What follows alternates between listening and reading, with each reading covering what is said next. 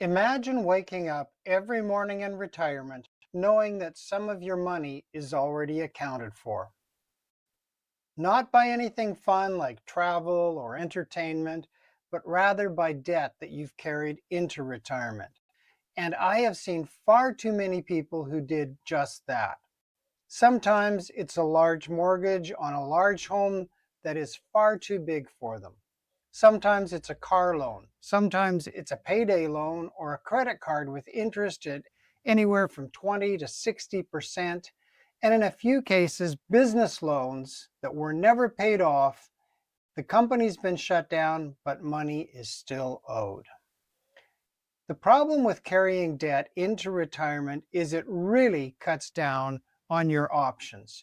You're stuck paying bills from years ago rather than having the money to enjoy freely today.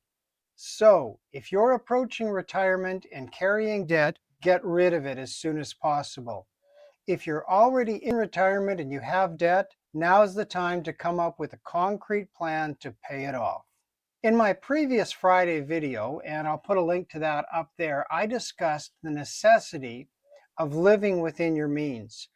This is something I would encourage you to do no matter what stage of life you're in, but especially if you're in retirement. One of the problems with debt is that there's a hidden cost there. Not so hidden, but it's something we often forget. If you look at your credit card statement or your loan balance, that's not how much you owe. You owe that much plus interest.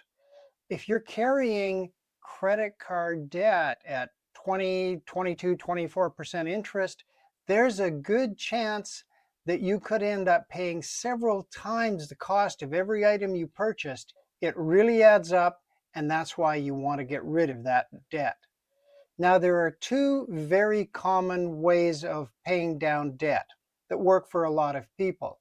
The first is the debt snowball. What you do is you make a list of all the debts that you owe, all the loans, the credit cards, whatever, and you take the smallest balance and you start paying extra on that. You pay your minimum payments on everything else, but on that small debt, put everything else you can spare until that loan is paid off. Then take everything that you were paying on that first loan that's now gone and apply that to the next smallest loan. The next way to handle debt is called the debt avalanche. What you do is very similar. You make a list of all your debts, but list them not by size, but by the amount of interest you're paying. If you've got 3 credit cards that you owe on, pick the one with the highest interest rate. Make the minimum payments on the rest and put everything you can on that one with the highest interest rate. Once that's paid off, apply everything you can to the next highest interest rate until your debt is completely paid off. Now, there's proponents for both ideas. Personally, I would rather go with the debt avalanche because that means I'm going to pay the least amount of interest. Other people like the idea of getting rid of a small loan first.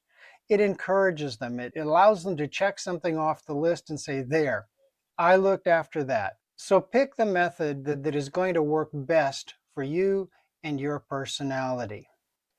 If your debt is really crippling you, then you might need to make some hard decisions. One decision might be to downsize, to sell your house and move into something smaller. Another might be to take a look at your car and decide, I don't need that much car, the debt's crippling me. I'm going to sell that and buy an older vehicle, a used vehicle, something that is going to cost me less and be a little less expensive to run. I realize a lot of us get very attached to our vehicles.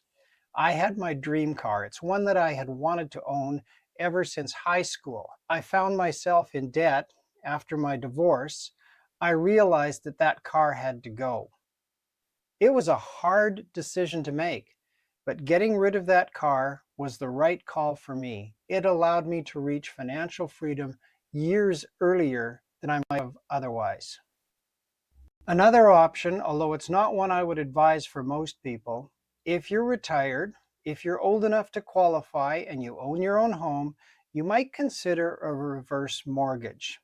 The problem with the reverse mortgage is that when they advertise it, they tell you, well, you don't have to pay anything until your house is sold. You can draw money out and never make a payment until the house is sold.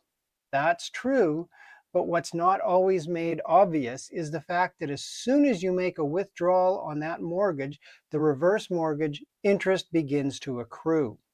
Now, if you hold that long enough and draw out enough, there's a very good chance that by the time you sell the house, the company that gave you that reverse mortgage is going to get everything. Your estate will have nothing left, no equity at all in the house.